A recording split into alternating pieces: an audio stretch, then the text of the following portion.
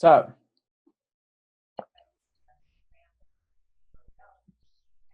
Can you hear me? How are you? Good. You're underwater. You can set. I've been learning about the backdrops. Mm-hmm. There are many virtual backgrounds. I really like this one. And tonight, Undersea is good. Oh, this one's pretty strong. I got a couple others that are still. That's pretty strong. That's good. One on my own nose. Is that you? Yes. That's Your headshot? Oh yeah. Dude. That's great. And then this is the Tonight Show. We should all. Yeah, that's good. No, but this is really the one. We should all have our own photos behind us. Yeah. So, yeah. What's going on? We're waiting on the guys. Keith, could you turn your phone horizontal? Yeah. Horizontal's the other way. Is that good?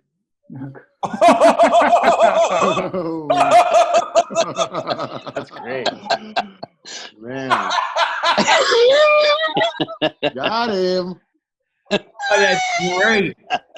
That's beautiful. I wish the world could have seen what we all just saw here, but that was a piece of hockey. I think they can. Oh, good. They can? I hope. I think so. Dude, I like Keith. Is that the San Francisco Bridge? Is that you just running home, Keith? Oh, we lost him. Where'd you go, Keith? He quit the app. That was it. All right, we got to start over. I'm going to gotta wait for Keith. I think it's time for me to start a fucking Jerry Garcia band. Yeah. Oh, dude. Yes. That'd be sick. Like a tribute. Sorry about that. Oh, no. Oh, What? my God. What? What's going on? Oh, that's beautiful. Just a little poopy 98 Cirques. Beautiful. Oh, and now it's my background? Yeah. Well, that's cool. Huh. What is going on, dude? Wait. Oh, that's good. Okay, hold on. I don't know how to exit it. Damn. Welcome back to another episode of It's All Bad Home Quarantine Edition. I'm Russian Danny. I'm here with Keith. Mike. I'm Keith. Charlie. Charlie. Look, the fans are going to be happy that that they get to see Charlie's face. That's right. That's right. That's right. Yeah. Soak it in. A look into Charlie's world. James should be printing our T-shirts pretty soon, so we'll have swag for you guys to buy. Oh. Hey, of course, there's a fucking airplane that flies over right when we start fucking recording. What an episode, Gary. Oh, man. Gary brought the heat. Gary brought the heat. She sure did. Yeah, Gary brought the heat. Behind the mouse ears from when she worked at the Disneyland hotels. Oh, man. Yeah. Disneyland. Smoking meth at Knott's Berry Farm. Yeah. Like that. That's a good place. Meth goes nice with that. And yeah. Do I tap out halfway through and Reno comes on? Yeah. Reno makes a surprise return. Oh, hell yeah. Midway through. He goes way back with Gary. So they got. Oh, that's right. Reno and the Gare Bear. Huh. Yeah. They got some OC stories. A lot of punk rock. The mythical meth that makes you nut. Yeah. That I seriously, after hearing about that, I was like, you think you got one more run in you? I was on a sick one. And then I was like, no, you die. Like, you wouldn't. You don't even have a run. You don't have a sprint. You don't have a get up off the couch fast in you at this point. Dude. That's it. I get lightheaded. So I was like, no, I can't. But that was incredible when she was talking about that. I was like, fuck me. I never had that. That would have been great. That's like all in one. I looked for it. I did a lot of meth, and I tried to find that magical nut, and it never happened for me. It never ever happened. And I trust me, I've shot a lot of meth trying to get that one. that one, and I feel like I don't know if the Meth's not good enough anymore or what. I think it's just all cut with shit. But Yeah, I think it's all that stuff you were doing so much different than it was in the 90s. Danny. yeah. Because I don't know what the difference is, but it's definitely because it's made in super labs. So, you know what I mean? Yeah. Who knows what there's? It's got to be something. That GMO meth. Yeah. Yeah, you do a shot now. Best case scenario, you might shit your pants. That's Yeah. what it is. I have to shit my pants just when the dude says he's coming. You know what I mean? When the connection answers the phone, I got to take a shit. You guys been keeping it locked down? Everybody cool? We're on day 14. I've been to the grocery store once in Manhattan Beach. Nice. Zoe's been to the grocery store once. I went and got avocados and tangerines for my friend's tree in Orange County today. Yeah. That's it though. We're on day 14 of quarantine. I felt like I was just because I just got a little bit, a fella brought some weed over. Thank God for weed delivery right now, because there'd be a lot of people fucking flipping their shit. This is not a time for a regular stoner to be just like, hey, I'm gonna go gold turkey. The just a month the world decided to end. Yeah, we're holding up. We got more shit to come. This is gonna be a 2-part episode, actually. We couldn't fit it all in. Oh, nice. And then we're going to start we'll just start recording Zoom meetings, I think, for the next episodes, Yeah. This Zoom's a great app. Thank you, Zoom. Yeah. Sponsor us. Yeah. Yeah. Yeah, we really got to get our Patreon shit together, huh? Yeah. We got to get that going. I got to get that going. We'll get it. I'll get it. It's coming. It's Shirts coming. on their way. We got some shit coming. Some shit's in the pipeline. Yeah, it is. Danny talked to another friend of ours in San Diego. We have some stuff lined up for you guys. Yeah. Oh, exciting. I'm stoked. Nice. Great. Well, here's Gary, right? Yeah. Yeah. Thanks for listening, guys. Thanks for listening, everyone. Let's get into it. See you guys soon.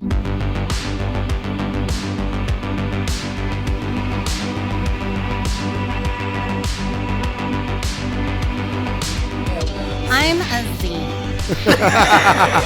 Oh, you are. Dude, he is incredible. Nobody asked. All right. Ready? What's up? Welcome back to another episode of It's All Bad. I'm Russian Danny. I'm here with Mike. Keith. and a special guest. Gary. What's up, The Gary? Gare Bear from Orange County. Local legend. Yeah. Yeah. Sweet. Part-time legend, full-time porn star. Or maybe the other way around. Whatever. Apples to apples. Well, thanks for joining us, My Gary. pleasure. You and I were kind of talking about, fuck it, let's get into it. I was telling you when I was selling drugs to the Marines at the El Toro Marine Base. Wait, you sold drugs? Wait, who, you? Sorry. Mike gets up and leaves right Yeah, now. Huh? Fuck that. That's out. where I draw the line. Yeah. And I told you I ended up in those hotels with some of those Marines, and Yeah. you worked at one of those hotels? I did. I worked at the Travelodge right next door to Disneyland Hotel in the mid-90s. It was a job that I eventually got fired from, and it was the one time that I was fired where I didn't deserve it. Oh, really? That's how I feel. Now, were you loaded? Oh, yeah. Oh, yeah. Okay. Oh, yeah. It was a great job. So the shift was 3 to 11 p.m., and it was front desk at the hotel. So I was in charge of everything, taking the money, working with the people that would sell the tours. And so I would go to work with no money, and I would leave with $200 because every time you sold Disneyland tickets or tours of the Stars homes, they would pay you out in cash. And so that was one hustle. And then the other one was if I had spare drugs and if people looked like they were ready to go, I would rent them a hotel room and sell them drugs. That's amazing. I was telling Keith, like this one night, this hot Marine came in and rented a room. And I was like, do you like to party? Because I have those materials. And I ended up staying with him in the room, staying up all night, having sex with him all night. And then he checked out and left. And I was upset because he never asked for my phone number. But lo and behold, I have a long history of being a super stalker. And so this was back in the 90s, pre-computers, so everything was on a little card. And so I would just call that motherfucker every day. No way. Hang up on him. Why don't you want to fuck me again? Just like total nightmare. Do you remember his name? Yes. Glenn Gordon Thomas III. That's amazing. Yeah. I do remember the What the fuck name. was he doing in the Glenn Marines? Gordon. You know, I know it because I was obsessed with that card. 'Cause he was good. Have you looked him up since? No, I not haven't. Since internet days. No, I Keith's haven't. doing it now. Oh, no, he is not. Let's bring him out. Oh no. Then we got to bring out Tim Mello, he was my first like real boyfriend and he broke up with me. He was so mad because I had sex with his best friend and I liked his best friend better.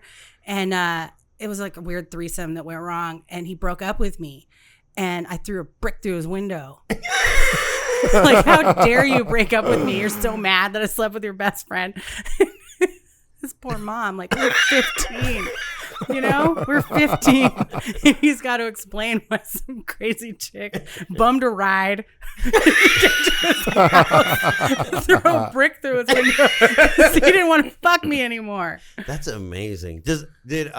But back Go up. ahead. How'd you get fired from the Travelodge? Oh, because I didn't lock the safe after doing the drop. And you're supposed to do that. Like, you have to follow all the procedures. You lock the safe, you know, you put the count or whatever up. And I didn't do it one night. And the next guy, this guy, he took all the money and told them that I did it. Oh, fuck. No, I mean, I was a terrible employee, but I didn't steal the money that time. Yeah. That time. What a fucker. Yeah. And that led, you know, my mom was like, if you want to stay here, you have to have a job. And that was really hard for a crystal meth enthusiast. I prefer that term. Tweaker is such an ugly word. It really is. It really is. Tweaker. I hate that word. Yeah, me too. And so my next job was at Knott's Berry Farm because I knew they'd hire me right away. And they put me in 20s games in the summer. And it was really, really hot in this thick ass costume. But I learned right off, even though there were 2 cameras on me, that if I folded up the big money, the bigger denominations of money in my little apron, and if I reached up and stretched, I could drop all this money down my back. And so every day I was leaving with $175. And that was when I could still get a $60 8-ball. So $60. Yeah, I had a really nice drug dealer. I'll tell you guys about him. This is the mid-90s? Yeah. His name was Todd. He was like the coolest. He never had sex with me. That's a good name for I a always thought he speed was dealer. gay, but that's just kind of rude Yeah. because he was a drug dealer that didn't want to have sex with me. He must be gay. No, he was cool as shit. $60 8-balls, which kept everything going for a long, long time. And he's a drug dealer that tried to put me in rehab. No way. Wow. He did. He one of the times I went to jail, I was in LA County jail, and all of a sudden I have a notification there's money on my books. And that never happened in the 90s. Right. Nobody ever did anything cool. Yeah. And he put money on my books. So when I got out of jail, I could take the train home. Oh, that's rad. Todd, Did he live in Orange County? He lived in Orange County, yeah. He was from Buena Park. I never learned his last name. I've been trying to find him for years. Right. He had Christ. the only thing I remember is he had a social distortion tattoo on his right arm. And he was so nice. He was like, you should go to rehab. And I was like, what's rehab? And he's like, it's where you go to get sober. And I was like, what about you, Todd? What about you? What's the longest you've stayed awake? 8 days. Oh, that's a good one. 8 days. Can you tell us about it? Yeah, that's a good story. That's a real good story. So it's kind of a long story. Okay. Yeah. Leading up to this 8 days. So I was in love with this guy named Dwayne because he'd just gotten out of prison and he was beautiful. And we liked to shoot meth together and we really thought we were Sid and Nancy, like that whole story. And we got arrested together on Halloween. And we got arrested in Fullerton because he pulled a knife on somebody in the hospital parking lot. And I had warrants. And so we're in 2 different cop cars and these cop cars are communicating with each other. And so we're screaming at each other through the cop cars. I love you, Dwayne. And he's like, I love you, wait for me. And I'm like, okay, sure.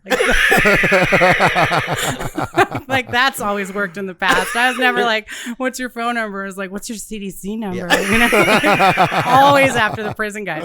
Anyways, Dwayne was the one. And we got arrested together. And you know how like crystal meth enthusiasts, as soon as they hear you got arrested, they're like locusts. Yeah. So it was just we were done. We had nothing. So he went to prison and I went to jail. And for years people were trying to get me sober, and I just thought that was the rudest thing ever. But there was like so many things lining up that became a little harder to ignore. And so he went to prison. I went to jail. My bunkie in jail, her name was Jamie, and she was so rad. She was telling stories just like this, and she was a crackhead, right? And she's like, you see this? It was a missing tooth, and she's like, yeah, my boyfriend knocked my tooth out in this motel in Santa Ana, and I put it on the bathroom counter, and this fucking crackhead went in there and tried to smoke my tooth. She was cool as shit, but she was doing time for not paying fines and stuff, so she was sober. Oh. And so she was telling me like, yeah, you should probably get sober, because I was in jail and this girl, her name was Lonnie, and her boyfriend was in the same gang my boyfriend was, the P-Nies. And so we didn't know each other, but we both knew each other boyfriends' names or whatever. So she was giving me heroin in jail. So my first time I did heroin was that time in Orange County Jail. And my bunkie was like, you probably have a drug problem. You should maybe think about getting ahead of. And I was like, people keep telling me to get sober. She's like, well, what do you have going on for you? I was like, I know that the second we got arrested, all of our stuff was gone. Yeah. Like, it's gone. We have nothing. I don't have any friends anymore. Like, this dude was everything I had, and he wasn't much. He really wasn't much. And she's like, there's this place you can go in Santa Ana called Cooper Fellowship, and they'll take you and you can stay there for free. And I was like, okay. And I got out of jail and got high and stayed high for a minute. And I ended up calling that place, and I went to Cooper Fellowship, and they're like, yeah, you can come here. We'll give you clothes. Like, we'll give you food. We'll take you to meetings. And I was like, okay. I didn't have anything going on, right? I got my first 3 days sober there. And then I had some ex-boyfriend bring me my clothes, man. And in my clothes, there were some drugs, and it was on. But I liked staying there because I was the prettiest girl in the rehab. And that's not like saying much. I mean, I was really, really cute. I got away with a lot of shit. But I was the prettiest girl in the rehab. So everybody bought me cigarettes and tacos. And now I'm high in the rehab, and I don't want to leave. And so I took my roommate out with me, and she doesn't do speed. She does heroin. I was like, well, I just did heroin for the first time a couple weeks ago. Let's go get some. So I'm in this rehab, and I'm shooting heroin with this girl, and I had this dream where I was the Antichrist and I killed Jesus, and I was like, I can't fuck with this heroin shit, man. I like meth, and I bailed. And I have to say, I bailed with a broken foot. I bailed with a cast on with my walker, got on the bus, and took a bus to La Habra, and I shot meth for 8 days. And willing to go to any lengths. Willing to go to any lengths, like in La Habra. In La Habra. I don't even think I've ever been to La Habra. I went to La Habra High. Meth does not make La Habra better. No, it doesn't. La Habra High is a really small town. La Habra is a really small town. I went to La Habra High. I knew a lot of people there. I hadn't burnt every bridge, and I still had one friend that would get me loaded, and we had a lot of weird adventures together. And I stayed up for 8 days, and I slept on her couch for 2. And when I woke up, I heard a voice in my head that says, "You know where to go." And that day, I had $1 left in my purse, and I took the bus back to Cooper Fellowship, and I went to that meeting that night. That was Friday the 13th of 1998 of February. And then the next day was Valentine's Day, and I had that sobriety date for 10 years. Wow. So. No shit. Yeah. 8 days, slept for 2, woke up, stole her mom's drugs, did those, and then got sober. 8 days up. Yeah. It was weird. We were in the garage almost the whole time. Like at one point she had to like go because she had a kid, she had to like show up at least once a week or something for a kid. Like it's that kind of stuff. Yeah. And we don't think anything's bad, but she left me alone in the garage for a long time. Oh, fuck. And I found a power drill and a bunch of screws, and there was like all this fabric from one of our dumpster diving things, and I covered everything in that garage with fabric. I did all the walls. I climbed up on the roof, and I was putting like chintz furniture using screws to like lay down, make it pretty. Oh, it's so weird. All the stuff we do in these little caves that we built, you know. I've done a lot of that stuff. Oh man, it's crazy how after like when you do one of those, like, because leading up to, you know, the day that I have today, I think I wasn't 8 days, but it was like maybe like 6 or 7, and I knew I was going into a place, and I knew that they were like coming at a certain time, and fuck, you just crept up out of the cut. I was about to like run that way, and. Yeah, it was, I mean, I went and I said goodbye to all my drug dealers. I was like, you know, like I hit them up and I was like, hey guys, I'm going into rehab, you know, like I'm doing it. And we all heard that one before. Yeah. And I was like, hey, but I need you to do me a solid. Like, I need you to front me, you know? And they were like, fuck it, whatever. Yeah, here, just leave us alone. At this point, it was like, just leave us alone. And like dudes I had robbed and dudes I'd owed money to, I was just like, fuck it. Like, what's the worst thing that could happen? They could say no. And every single person I knew like fronted me, you know, they're like, oh, here's some meth, here's some dope, you know, oh, here, I got this GHB, it glows in the dark, take this, you know. And like at the end of this, you know, I think it was like a 6-day run for me, maybe right around 6. And I remember that I knew that like my friend was coming to pick me up from the house I was staying in to take me to rehab. And I was like, I got to make sure it's really clean before he gets here, you know, because that's what I didn't pack anything. I packed a bag with like 3 mismatching socks, 1 clean pair of boxers, 1 not so clean pair of boxers, like a t-shirt and a G.G. Allen leather jacket, like with a G.G. Allen back patch on. And I was like, all right, I'm ready to go. Like I'm ready to start this next chapter of my life, this journey, you know? And they took me into the place and I got in there, and I just remember like as we're pulling up to the place, I was like, wait, I got 1 shot of meth left. And my friend that had like 9 months at the time was like, well, what the fuck are you doing? Do it, you know, like what, you know? So we pull up in the driveway, I do the shot of meth. And I remember, for some reason in my bag, I packed the GHB. I had the glow in the dark GHB that like you put under. Is that a thing? I get now, yeah. I never heard of that. I like that. Well, that's some marketing right there. Yeah. Well, because it's like it's like a party fucking. And you can find it. Yeah. You can always find it. Yeah. Put on a black light and bam, there's my GHB. And I drank like a cap full of it, and I went in, and I mean, I was told this later on, you know, like, so they were like having me fill out the intake paperwork, and I'm just like, you know, and I remember going to sign it, and the nurse would be like, hey, and I like kind of come and she's like, you drooled. And it wasn't like a computer, like you had to sign it by hand, you know. She's like, you fucking drooled on the thing again. And she would print it out, and then it would be like, all right, just sign here. Like you could sign the rest of it later. And I'd go to sign it, and I would nod out and drool on the fucking thing again. And then she'd be like, all right, you know what, here, just like put a line here, whatever, you know. And I did that. I went into the detox, woke up 3 days later. Like I remember waking up and being like, oh, when do I get my meds? They were like, dude, you've been here for 72 hours. You got here Wednesday and it's fucking Saturday. Like we thought you were dead, you know. There was like they had ice cream sandwiches there, and I just had like wrappers fucking stuck to my head. No way. Oh yeah. I have questions. Yeah. How just unpacking? How do you get drug dealers to front you drugs? Yeah. I haven't had anybody front me since the 80s. Well, I was like the, you know, I mean, I sold a lot of drugs, and but I also was like, I really took pride in being like a really good middleman, you know, where I knew people that had a lot of money that needed drugs, and I knew people that had really good drugs. So I would always just make sure, and I would always keep them at an arm's length, you know, or like, you fucking don't come around this corner, you know, and then I'm going to go and make sure to get them whatever. So so they liked me, you know. It was like good for, even though I would probably rip them off every here and there, and I would like get dope from them and step on it before I would sell it to the person and whatever, you know. There was still like, you know, when you weigh the options, you're like, well, fuck, you know, like I could cut this guy off and then lose all of this business, or I could keep fucking with him, and he's gonna pinch my fucking sacks when I'm not looking. He's gonna probably pocket whatever's on the table, you know. But it was still worth it to him. And I've been sober ever since, which is crazy. How long's that been? 4.5 years. Nice. Yeah.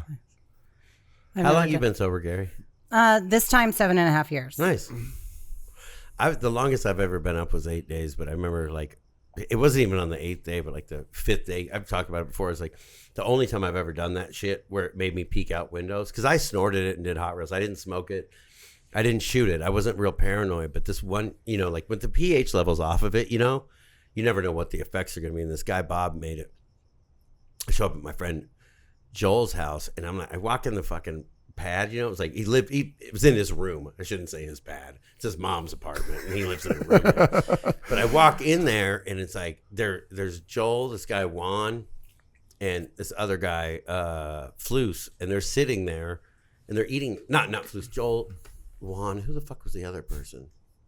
Kent? I don't remember who it was, but I like Flus. Let's just say it was Flus. Is another friend of ours. Flus is just an incredible Flus, fucking name. But they're all like eating half gallons of ice cream, but there's just a weird sex feeling in the room, and I'm like, and I look at Juan. There's always a weird sex feeling in the room. Yeah, and Juan's sex is about to happen at any time. Yeah, and Juan's surprise. Like, but they're just sitting there like watching like literally like Canon reruns or Hawaii 5-0 or something like that, eating ice cream. I'm like, fuck, this don't feel right. You know what I mean? And Juan's whole face is white, and Juan's kind of dark. He's like Guatemalan, but his whole face is white, and I'm like, what the fuck is on your face? And he's like, it's cum. And I'm like, what? He's like, it's cum. My skin's breaking out. And I go, wait, what? You know, I'm like, what? I just turned around, fucking bolted. I'm like, fuck this. You know what I mean? I got the fuck out of it. I'm like, no, because like the whole thing, like, it just smelled like sex in the room. It's three dudes, and they're eating ice cream. No. And I'm not talking like bowls. It's not, they're not sharing. Two of them had pints, but Joel had a whole half gallon, or the big round thing. Yeah. The big one. Mm-hmm. And I mean, they're eating it right out of like the plastic. Was Joel a Breyers man? They usually come, you get more of that. That's post-coital ice cream. Yeah. Yeah. But I'm like, what the fuck do you mean? That's cum. Like his whole face was white like a clown. And apparently, I didn't ask whose cum it was or anything like that, but it was fucked up. And I got out of there, and I was at my other friend's house, and then it turned into one of those, like, I thought it was Friday, and it was Tuesday. I just lost those days. And I was so bummed because I was trying to go to I wanted to go to the Long Beach bicycle swap meet, like the vintage bicycle, because I bought some fucking bike that wasn't even like not a common bike. It was like a J.C. Higgins Cruiser, but and you know they had the tanks that went on them, you know, like the Pee Wee Herman bike. But I truly like I went to somewhere and I had one side of it, and I needed to find it. The bike is from the 40s, and I'm like, oh, I'll find it, no problem. I mean, it's a fucking rare bike. You know what I mean? It's like the Schwinn, possibly, not likely then. But a J.C. Higgins fucking tank, you're not going to, but that's all I could think about. I'm like, I lost 4 fucking days and missed the whole, swap meets the whole weekend. Like, well, Saturday and Sunday. I missed the whole fucking thing. There's no great moral to the story. Outside of the cum face thing. Cum face. And what happened with the bike? I mean, nothing. I had to fucking there's a guy who sold old Schwinns in Covina, and I would go, and I had to wait till the next one after a prison term. That was a while before I got there. I never found it, but I looked for it and bought other tanks. Didn't fit. Try to fit. Yeah, of course, yeah. Oh, I'll make it work. I'm a machinist. Yeah. You're talking about the pH, and everybody has a different experience with meth. Right. And what it does to their body. And that time that I was telling you about, I was up for 8 days. I've never hallucinated. Like, I understand that there are ninja cops and they're real, but I've never seen one. And that house that we were at in La Habra was directly across the street from the police station. Oh, fuck. And we were stoked because we know where the cops are. Yeah. They weren't looking at the house across the street. Yeah. We just convinced ourselves, like, this whole time, ever since I was a kid and until now, till today, I've always had this overconfident kind of thing. Yeah. And it's not always worked out. Yeah. But that time we weren't scared. There's the cops. Got it. It's funny, like that, the run I'm talking about, like downtown Covina is pretty small. It's smaller than downtown Fullerton, but it's not like we were right by the cop station, but we're definitely like probably 2 of my friends had apartments that were maybe 4 blocks down, but on the same street, the exit of like the front of the cop station is on Citrus, so the back is on 2nd, I think it is. And my friend Anthony lived on 2nd, and my friend Scott lived across the street. Dude, the back is where they bring the cop cars in to fuel them up and shit. And this friend of ours, George, he lives in Huntington Beach now, but George is like from a rich family. He's the most together. I think I've talked about him before. The guy used to hallucinate and think he saw clowns and shit. Oh yeah, dude. So George is like driving with I hope I didn't fucking tell this already. Or George is driving with our friend Jason. He's driving his dad's car. His dad's a high power lawyer, but George is driving his dad's car, and we've grown up there. He's driven by this a million times, but they're on LSD. And he sees the dudes, like the trustees are out there in the jumpsuits. And he's just told Jason, he's like, dude, I got to do something for my dad for Father's Day. I'm going to get this car detailed. or get an oil change. And he starts turning into there's no auto shops. It's the back of the police station. And Jason's like, what the fuck are you doing? What are you doing? He goes, dude, I'm just going to get the oil change. He's like, the fucking police station. And George, no, it's not. Look, it's the fucking Jiffy. And he goes, and Jason fucking like opened the door and rolled out of the car. And George pulled right in the back. And the cops came and took him right in. For sure. For sure. Never having any of this nonsense. Fuck. And down the street from you that, have not told this story before. No, it's so good. Dude, George is the fucking one of a kind. But the other, fuck, that hurt.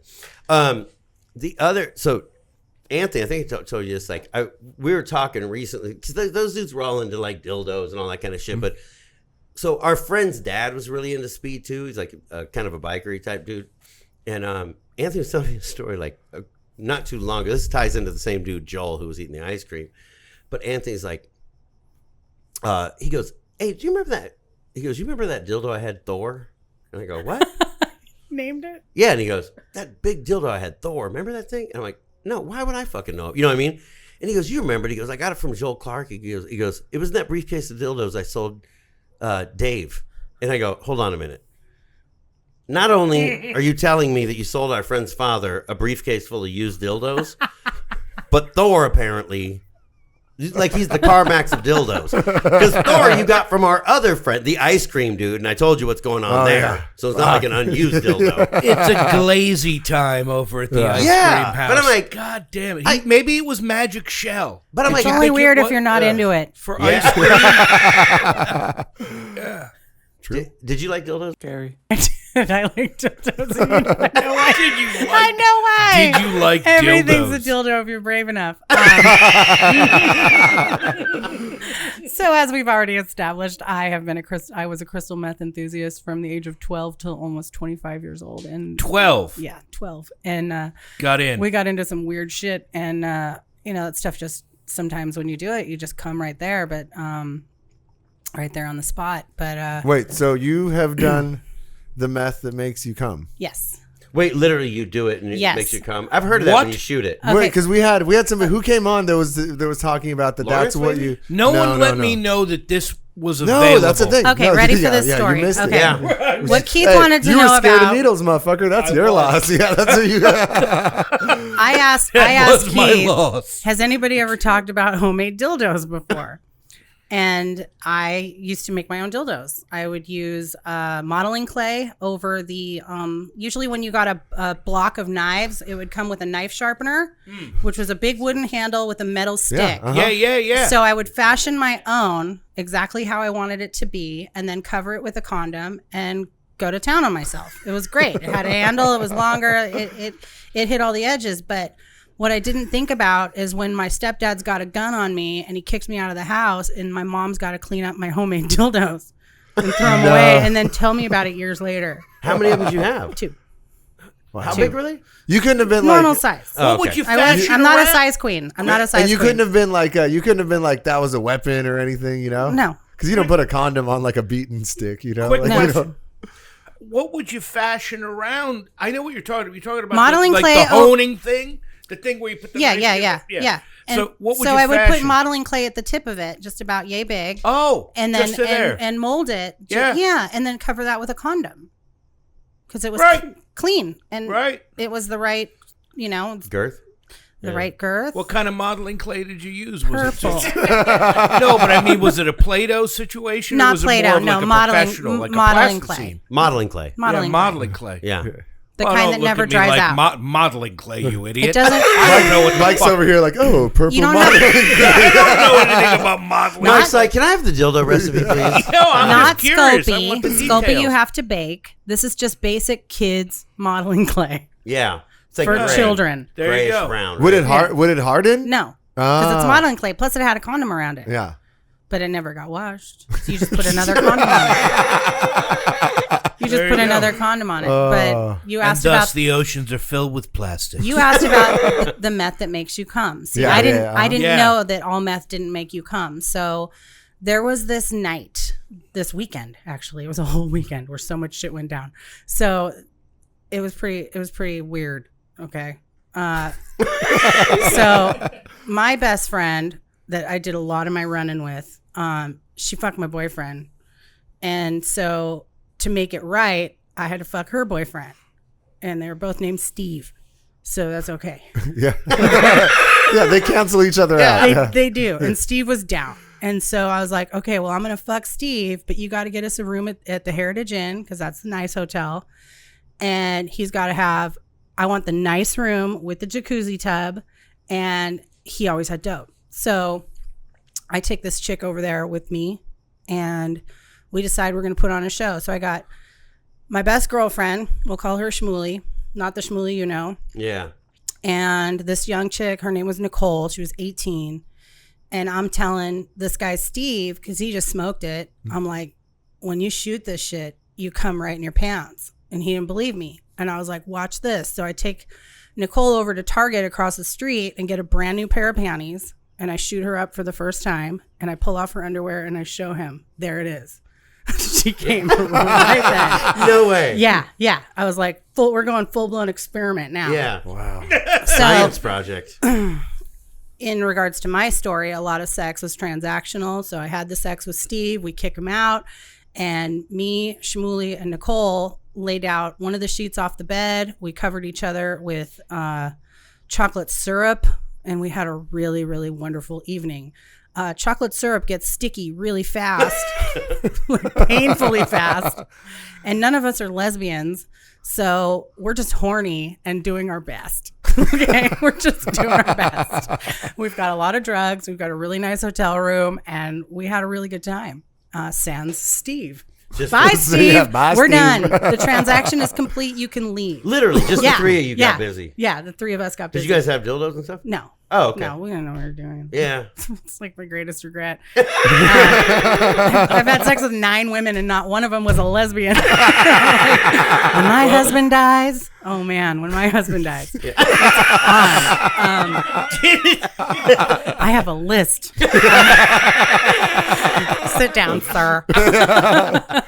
So guess what? Okay, so Nicole leaves eventually, and I'm running around this hotel that we used to stay at all the time, this Heritage Inn in La Habra on Imperial and Harbor. Yeah, the place was nice, right? It was really nice, and I'm running around just doing tweaky weird shit, and I see that there's this little door next to the elevator that's slightly open, and I go and explore that with my little flashlight, my little mag light.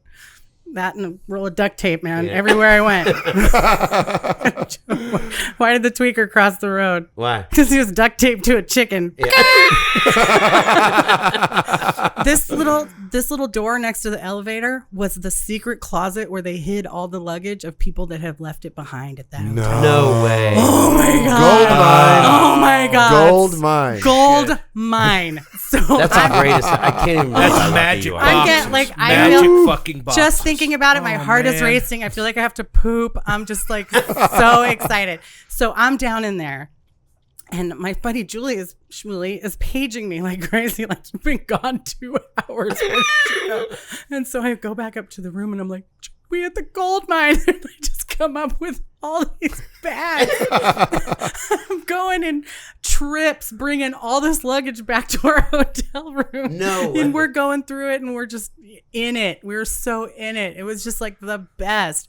So then we took what we wanted and we put the what we wanted to keep out of all these suitcases when we finally checked out 2 days later. And we're taking trips to her car, filling up her car with all these suitcases. And Julie, she actually went to jail for that. Really? She did. She did. I stayed under the radar, away from the security cameras, but she just like walked out or got a luggage cart or something and went out the front door. And like she took more all at once. I took little sneaky trips. Yeah. And she ended up going to. I had gone to jail for her though when I was a teenager. Oh, we used to break into cars. So because I was underage, she was 3 years older than me, and I was underage. So I went to juvenile hall and took the fall for that. And so she ended up like. Yeah, we fucked each other's boyfriends. We went to jail for each other. Is she from La Habra as well? Yeah. Oh, okay. Yeah, she lives up in Oregon. Is that now. where you grew up, La Habra? I grew up everywhere. Oh, okay. Yeah, I've been all over. Single parent home? Yeah. Yeah. Hashtag me too. Same. Yeah. Same Z's. Yeah, we moved around a lot, and I learned how to make friends. I was trying to explain it. How would you explain that restaurant section next to Disneyland? You know, when we were in the 90s. It was fucking wild, right? The forest, whatever. There's a string of them. There was weird. so The many Rainforest weird... Cafe. No, not that. No.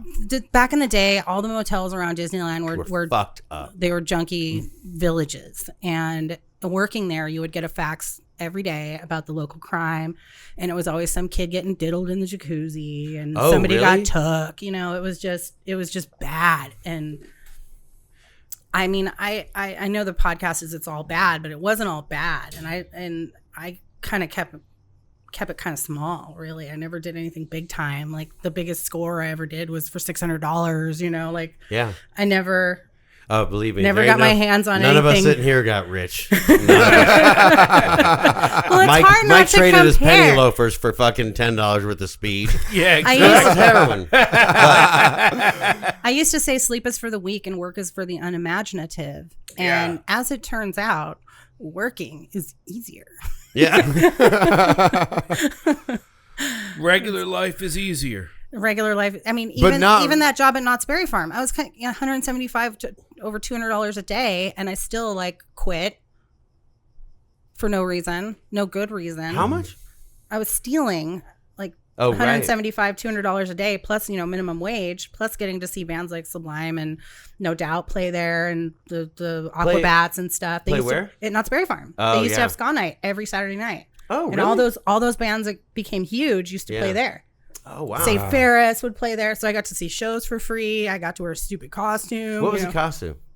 It was 20s games, so I had to wear this ridiculous 1920s dress. Yeah. What's that mean, 20s games? The 1920s. It was that section of Knott's Berry Farm that's all, flappers and shit. And so they had us dressed like like newsboys. And what I got all uppity about was I got heat stroke because I had been up for days and I went to work and it was super hot and they wouldn't give me a break. I kept calling I need a drink of water. They don't let you leave or drink any water in front of the guests. I passed the fuck out, man.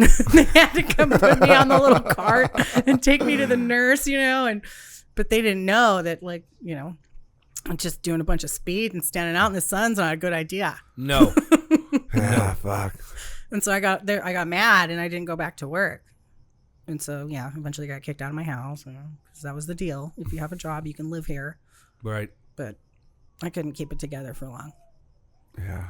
I could never keep a job on meth. I don't think I ever even tried. I was like, fuck it. Like when the meth came in the picture, I'd just be like, oh, I could start off. And that's how I got involved in sex work. Oh no, wait, you know what? No, that's a lie. Because I could get through an audition and get some money out of the audition and then never have to go back. Wait, what? Yeah. If you would audition, Bullshit. you get $75 and then they're like, okay, you can start tomorrow. And I'm like, tomorrow's never coming. I mean, I had every intention. That's amazing. I'm like, oh yeah, I'm going to strip at this club and I'm going to freaking work for Done Right Exotic House Cleaning Service. Basically, if you just show up to the audition and blow the owner, you get $75 and you go home. Is that true? Yeah, because the owners aren't gross. At least my experience, the ones that I had to do. I've only had one job that I maintained on meth, and that was my first job. When I was 16, I worked at City Walk, but before it was before it was cool City Walk. I don't know if you could call it cool now, but when it was kind of sketchy at night, and I worked at was that right outside Universal Amphitheater? Yeah, okay. And which isn't there anymore, right? The amphitheater is gone. No, it was gone. Outside. Yeah. It was outside Universal That's where Studios. the Harry Potter land is or whatever. Oh, so yeah. great. Fuck. Yeah. Have you had the butterbeer? It's so good. It's so good. It's so good. It is? It is. Yeah, it's you're like fucking missing out. Butterscotch. Yeah. It's liquid. It's like frozen. It's like a butterscotch. butterscotch Slurpee. You can get it hot too. What? I don't know. Hot butterscotch. Hot butterbeer. So my first job was I worked at one of the little carts that they have when you're on your way into Universal Studios, by where the fountains that fucking spray up and shit are. And I sold puka shell necklaces and mood rings. And I was 15 or 16, and my mom's friend owned the cart, and my mom was like, "Here, this will be a good summer job." How much money did you steal? Nothing from my cart, but so then I met a friend that was another graffiti dude, and he sold the star lamps. Have I told this before or no? No, yeah, he sold the Star Lamps, and we would push our carts together, and we weren't shooting or smoking meth, we were snorting it. We'd put our carts together, and we would just start snorting fucking lines, and then we like wouldn't know what to do with ourselves. You guys are touching tips. Yeah, oh yeah, on that fucking walkway. Yes, no way. Yes, we would put our carts together, sit down behind it, and do meth, and then would stand around like fucking weirdos. And oh shit! Look what the cat dragged in. Oh hell no! What's up? Get the butter. Hell no! Yeah, get that butter beer, baby. We're so stupid. We would do anything for money. We used to go door to door collecting money for the City of Hope. No way.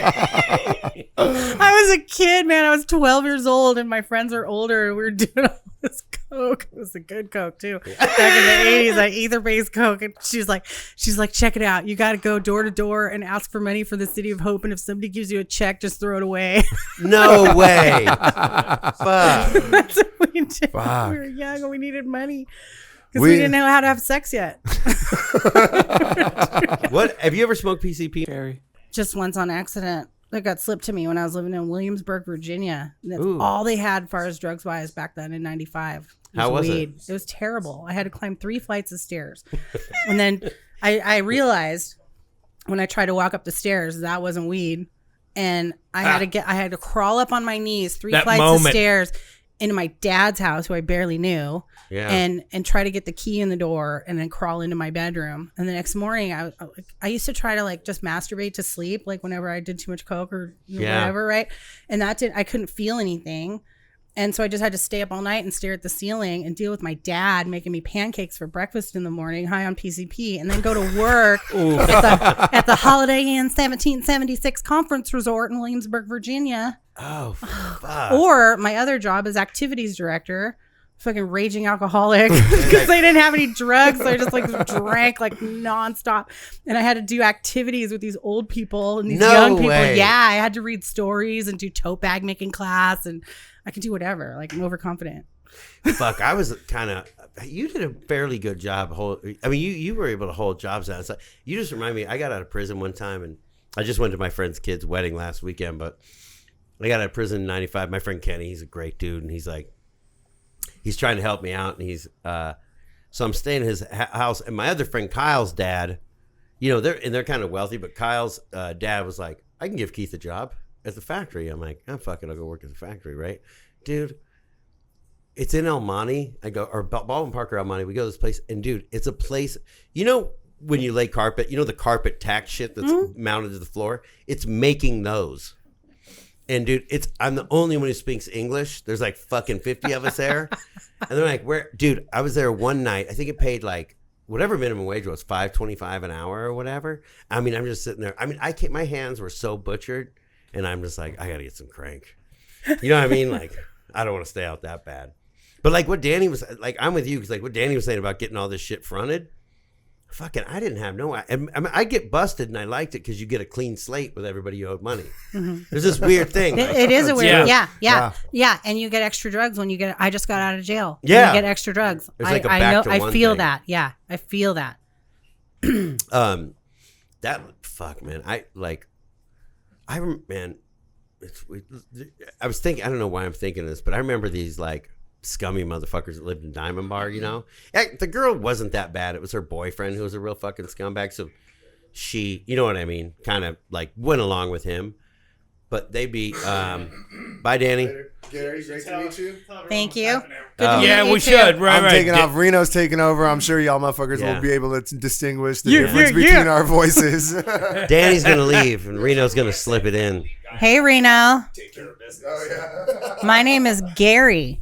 Gary? Miss Gary? Yeah. Miss Gary. Oh, the illustrious Miss Gary. Dude, I have known Miss Gary for Miss Gary. Miss Gary. Oh, excuse me. Bleep. We'll bleep that out. I should have been smart like that, because this fucking podcast is traveling, dude. It's fine. We're all different people. We all could have been smarter, man. It wouldn't be the stupidest decision I ever made. My wife's best friend in New Zealand. No. I swear to fucking God, I'm going to read the text on air right now. Read it. Okay, hold on.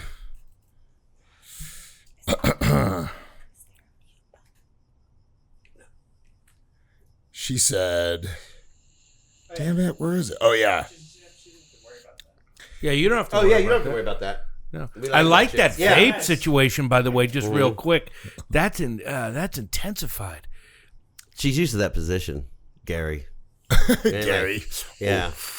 Yeah. Oh, look, the wee hands That ain't, working. hey, that ain't Nice. the first battery-powered tube she's putting out I now. blow sick clouds, yo. Why can't there be always sick clouds? I like them. I'm a big fan. Life is I just quit smoking analog fluffy white cigarettes clouds. like 7 years ago. These little Analog. weed vapes Stuck they on this give thing. you. What was that, guys? You can't really. There's no point in doing that if there's weed in there. I don't think because it just blows it into a big thing. Oh right. You want to suck on my thing and taste my juice? Look at that little Come hand. on, Mike. Suck on my thing and taste my juice. that little finger there. You know what? I better not. Yeah, he'll have a coughing fit if you're not used to those fucking No, things. I'll fucking be. Yeah, So exactly. fucking right. Next thing you know, It's we're okay. I just can save your life. Read the text. Hold on. Wait, Miss Gary, what's that guy's name from the 5:30 that used to say it's 4:49 p.m. I haven't freebase. Paul. Yeah, Paul. Paul. I haven't freebase nicotine since. I don't want one. Yeah, I used to do this whole thing. Still does. Yeah, it's funny. I actually see him up here from time to time at like random meetings. Okay, so this is from one of Dee's best friends in New Zealand. Oh my God. And she's very conservative, right? The podcast that Reno is on, ! I saw his post of being on a podcast and I was so excited. Love a new podcast. Next bubble. Well, ... My vanilla life is shocked to the core. No way. Yeah.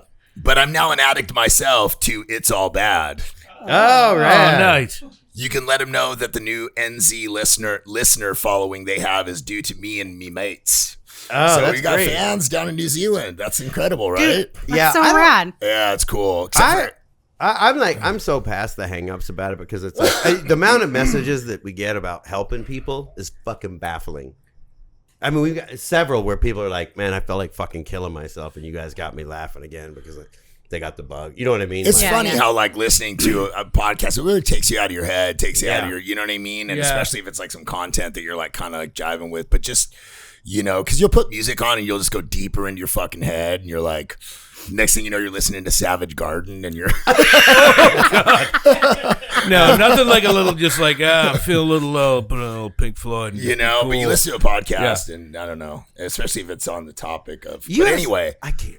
I have known you for a very, very, very long time. What do you know about me? I remember pulling up to the Newport Club when I first got sober for like real, when I was looking at some serious prison time and got a joint suspended sentence. Wasn't it for like fucking 12? It was ridiculous. It was a 6-year joint suspended. That's a big one. Yeah. You must have really been a fucking idiot. Yeah, absolutely. That's a lot. Absolutely. 6-year joint suspended? Absolutely. Well, it was 3 years with half or try rehab and recovery one more time. Yeah. And if you fuck up, do 6. I was like, I think I got it. I think I could do this one. But I pulled up at the Newport Club and you were like the clique.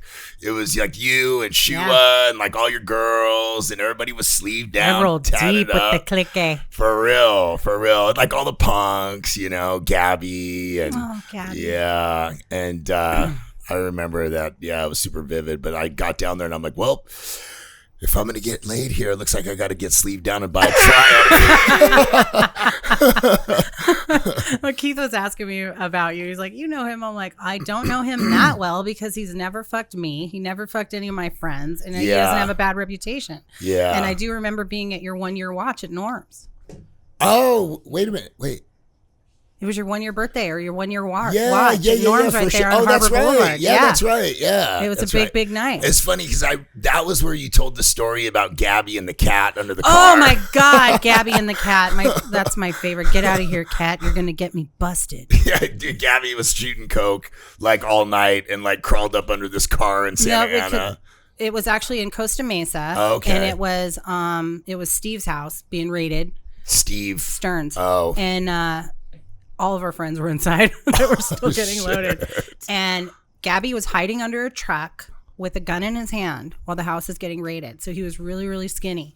So he, Gabby, God rest his soul, Mike Gaborno, dear old friend. Dude. He was a good man. He was a good dude. And this cat comes up to him underneath the truck. and he wasn't shooting coke, he was shooting speed. Oh shit. And he goes, "Get out of here, cat, you're gonna get me busted."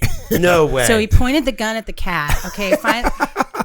The house gets raided, Gabby leaves, and he ends up shooting himself in the foot. Oh, literally, shit. he shot himself in the foot and showed up next door at Janie's house. Janie Hill, God rest her soul too. I don't remember Janie. Like, I got a fucking bloody foot here. Take me in, you know. Janie lived with Roger Ramjet. I lived next door with Skipper.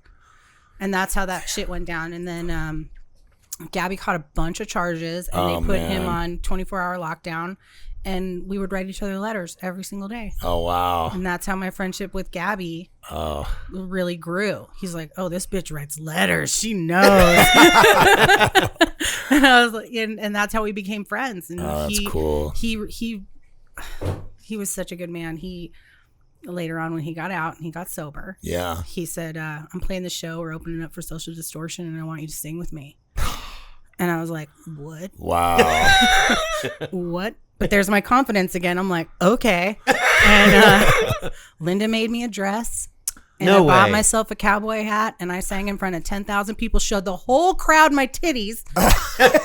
Which Kurt Bingham, this roadie guy, he's like, "I took my nephew to that show. Your titties were the first titties he ever saw. And they're still the biggest titties he ever saw." I had to do a little icebreaker. I had never sang for that many people before in my life. Yeah. And Spanky, he's dead too. He didn't want me to do it. But everybody else in Cadillac Tramps was like, "Fuck yeah, Mary, she's cool." Like, and they just made my dreams come true. Yeah. That's awesome. I didn't even know it was a dream of mine to sing in front of that many people or show them my titties. But was that at the Hoot Nanny? Hoot Nanny, yeah. Hoot Nanny, 2001. Do they still do that? I don't think so. Yeah. I used to go It and was say, raging "Hey, though, yeah. can you tell that girl with the Betty Page bangs I'm looking for her?"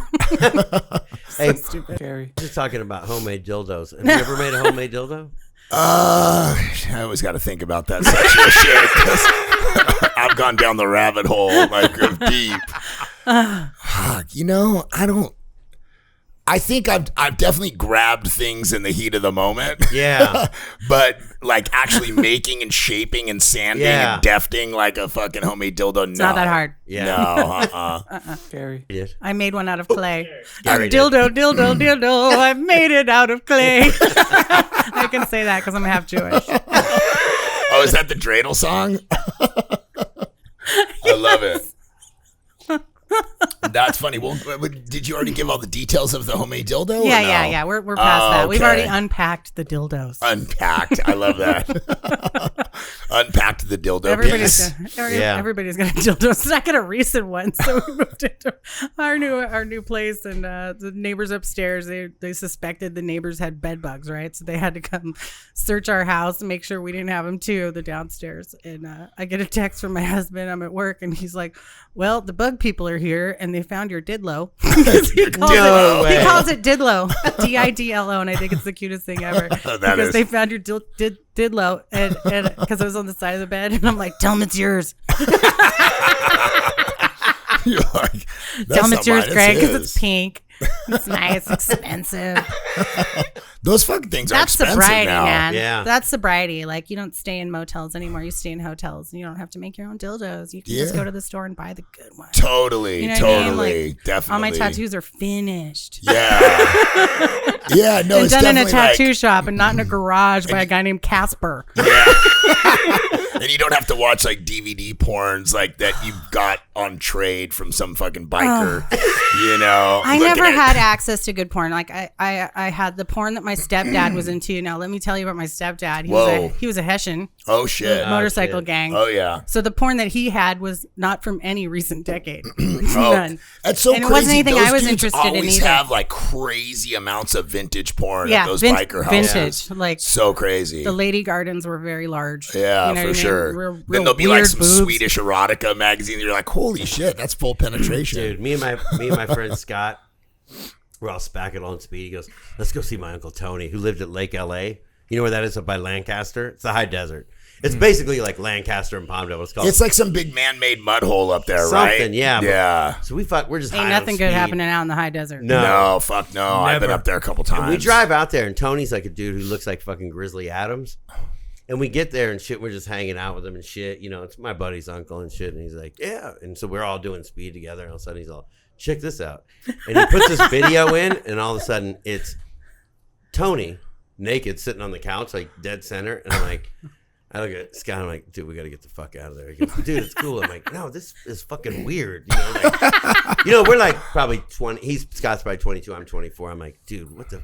And all of a sudden, some girl comes into the picture. You know? Oh man! But he's got us watching his homemade porn. You know what I mean? Like, Weird. In front of him. He's like, with us. He's like touching you at the same time. Like, wait, watch. It's gonna get good. You're like, so get the fuck away from me, dude. And he had a fucking hog leg. I mean, his dick was the size of his forearm. We were like, my god, what? Like it was fucking. Like what? Like what's Yeah. wrong Like, with hey, you? hold on, let's wait a minute.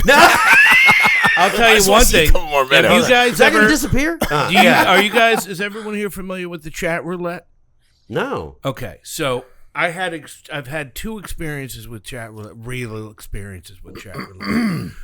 Chat roulette is this thing you do online where you can go on. It activates your camera. They see you, and it's like a roulette where you just get random people seeing you and you seeing them, and then if you want to move on, you hit the space bar. So Isn't it just dudes jacking off? a couple. Well, I'm getting like to that. It goes to the clip. Sorry, I didn't mean to step on your neck right now. No, I think what it. Oopsie doodles. I don't really know what that means, but okay, I get it. My neck. Oh, I get it. So I was like, the first time we did it, I saw the future, and it was so profoundly fucking disturbing.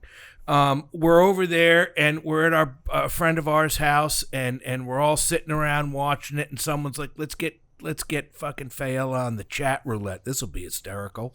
And then they put me on the computer, and I'm sitting kind of where I'm sitting now, right? And the thing comes on, and the first thing is just some dude swinging his dick in a circle. No The way. helicopter move. Dude, full Everybody's helicopter. done that, right? And If I had a just- dick, I'd be doing the helicopter too. Yeah. I could do an It's all about- unimpressive I can do it. I got version of really that. long Maybe it's less boobs. of a helicopter and Yeah. more of like a motorboat. When Yeah. you're young More and of a full propeller. of energy, you do a lot of I that think shit. I'm more you of a- know? Mine's like a frother. My husband still I'm does a little the bit helicopter. more like one of those whip things that Yeah. you put in He a does. drink. He does. Would you like that whipped? Here you go. Let me get that for you. So Mike's got the froth covered. so the froth. My chat roulette would just be cats in costumes. I know your cat feed is insane. But what? Okay, what Wait, but happened? let me just More finish. This is dicks? crazy. So this dude he's swinging the pin, boom, you hit the bar, right? Like we all are like, I gotta hit the bar. The next person is essentially me in 10 years. And he's sitting over where you're sitting. He's diagonally across from Yeah. me. And I'm wearing a plaid shirt. He's wearing a plaid shirt. What? I got a big beard. He's got a big white beard. But it's me. It's like he's like 10 years older than me. Yeah. And we both just look at each other like this. It was like a full fucking Lupin moment. And just both immediately like, no. And it was so trippy. What? Miss Gary. I'm pre-internet. Back to your Hessian stepdad. Yeah. What was growing up with a stepdad who's in the Hessians? Like, that must have been nuts. It was pretty cool. Yeah? Let me tell you, because he was a mechanic and he used to build monster trucks and restore old cars. Oh, damn. Yeah, he was really cool. My parents tried to. He was like the only parent that I really had. Wow. My mom hooked up with him when I was about 16, but at that point I was already emancipated from her and living with my older boyfriend, and I didn't really know him at first, but he became over the years like a parental figure. Yeah. And my parents tried to teach me how to do drugs in Moderation. Oh, wow. Yeah. So my mom liked her screwdrivers, and she would do a little bit, like a little line here and there. At one point when I was 14, we had the same drug dealer. Oh, wow. But I just never had that moderate gene. Yeah, for sure. And so they tried to show me, like, you can get high and drink and still go to work every day. And then he and I just, like, he would pick me up from work and we'd go to the bar and we'd smoke speed and then he'd go to bed. And then I'm just in my room vibrating, just like, I gotta get more, and like run off, you know? Yeah, for sure. He was really, really cool. And no, it's a trip though. I grew up around some biker culture. My oldest brother was in a motorcycle club for a long time, and there's like 2 layers of those dudes, or there's 2 types of those guys.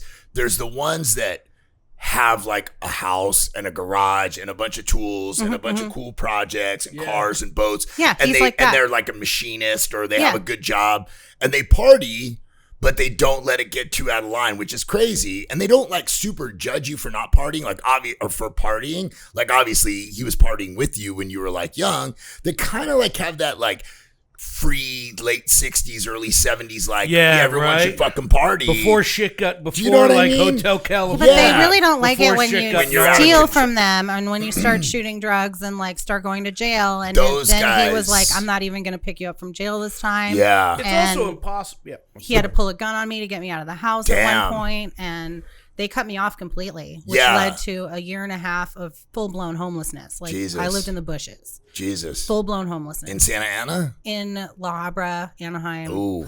It was rough. Yeah. It's probably extra hard for people like that, right? Who are like kind of have this weird management or some weird middle ground where they're like turning up for work or whatever, but still partying. But they still have those conversations, like the bikers that I grew up with around the corner from my house. They'd be like, hey, youngster, you got to kind of get shit under control, man. Like, it's cool to party, but and then you just don't hear those conversations. Yeah. No, like, I was so angry. They had a trailer in the front yard that they used to take on camping trips, and I would be like, why can't I just live in this trailer? Yeah. Why do you keep kicking me out of this house? Yeah. And they're like, you won't stop sticking needles in your arm and that's stealing from us. That's and a big line in I'm the like, sand but you for guys them. fucking get high. I didn't understand it. Yeah. I mean, years later, like he knew me sober. Yeah. I mean, he wasn't.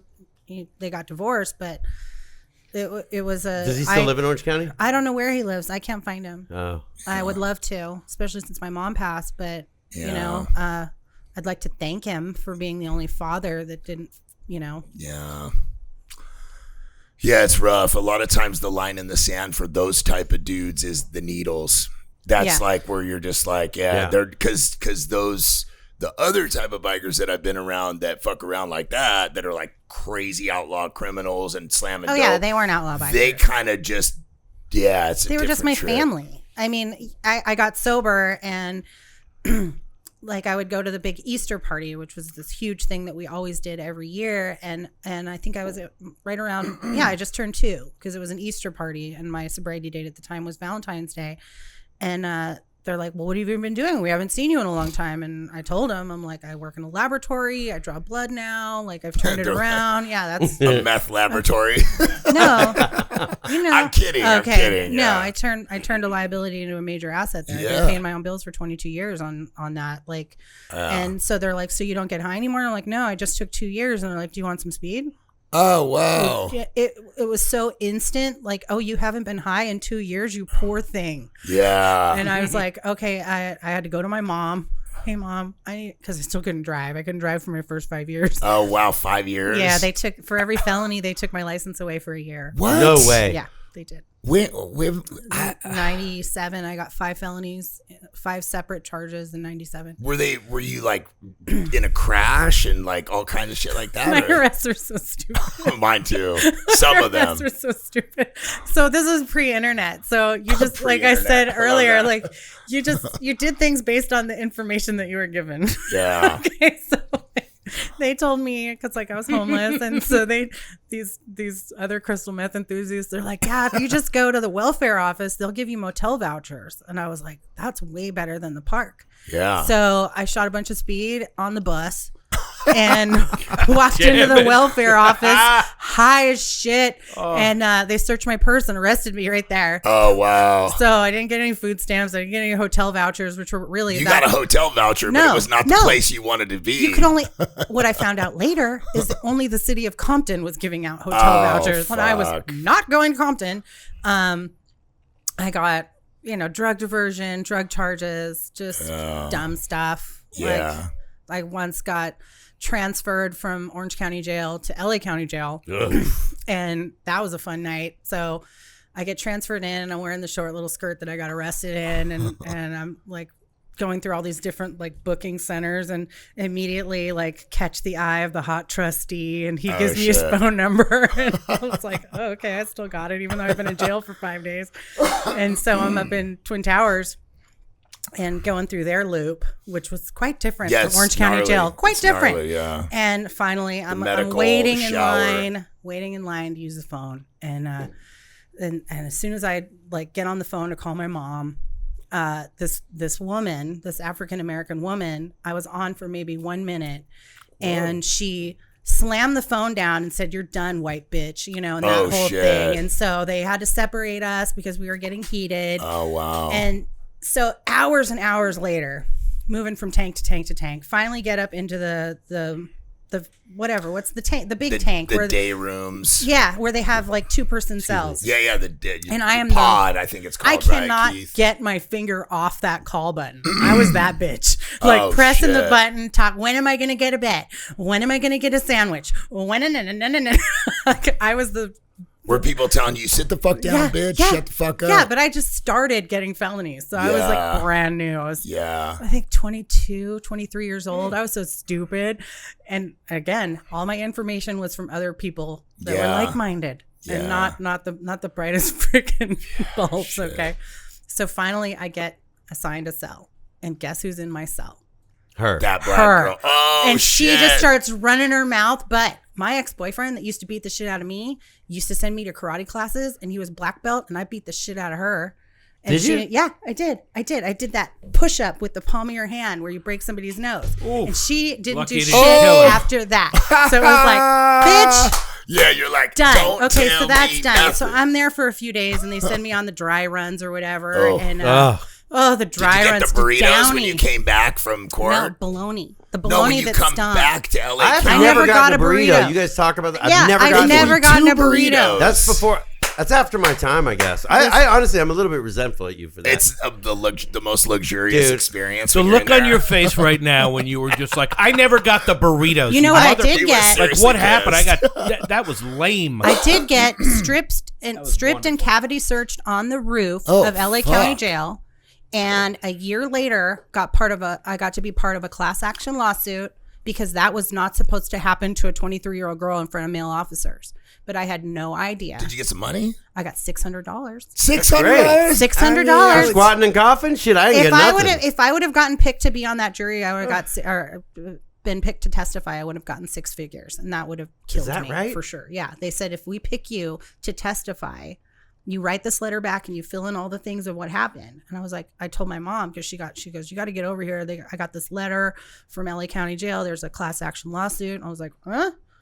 And on the letter it said, did this or this happen? And I'm checking off all the boxes. And it was because they strip searched you guys on the roof? Stripped and cavity searched on the roof in front of male officers. Oh, they penetrated me. Dude, I seen them do the most foul shit in that jail. And I didn't know that I just started going to jail. I didn't know any better. I didn't know how to. I mean, please, I didn't really care about my body to begin with, but that, because you're always squatting and coughing. Yeah, you're so. But also, man, that shit doesn't do shit either. This essay came down from the joint one time into the county when I was there. He came down for a case, and he shit out 7 packs of Camels. Holy shit! Shorts, but still. Those are still this. That's still like soft pack or hard pack. That's still like 2. It's almost Comcast remote controls for cable. That's like almost a carton of cigarettes. Well, you know, 7 pack. I know what you probably do. You wrap them up. We've talked. You wrap them up and you put them in a dowel, right? Or you put them in whatever shape. You put them in a rubber glove. Usually, you can get them in. And then it's whatever best shape sits in the. Well, it's a short pack of Camels, so no filters. It's a soft pack. Yeah. So you mold them into the shape of like a cigar or a penis, whatever you want to call it. But and then but 7 packs. He's very fortunate. 7 packs of it was like a cigarettes. fucking clown car. He's very fortunate to have been able to get those out. Like that is medically. If you those could have gone all the way up. Cigarettes Your body will eat them together. You're talking about that's at least a foot of. I mean, some of them were probably riding tandem. I don't think they were all like back to maybe back. they back. It wasn't one tube. Right. They would come out in separate closets. Wasn't one tube just way up at the bottom of his ribs. No.